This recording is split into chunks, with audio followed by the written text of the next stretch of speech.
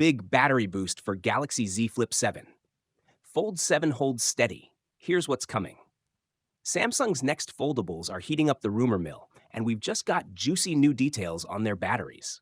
If you're a Flip fan, you're in for a treat. Samsung is giving the Galaxy Z Flip7 a serious battery upgrade. As for the Fold 7, it's sticking to the script, but still packing enough power to impress. Thanks to a fresh leak spotted by the Tech Outlook, official documents have revealed the actual battery capacities ahead of launch. Galaxy Z Flip7 battery, 2 batteries, 11 and 89 mAh plus 2 985 mAh. Total 474 mAh. Rumored typical capacity 4,300 mAh.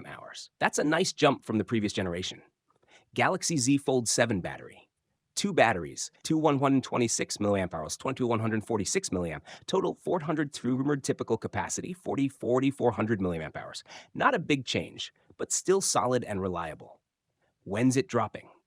Mark your calendars. Samsung is expected to unveil both the Z Flip 7 and Fold 7 in early July.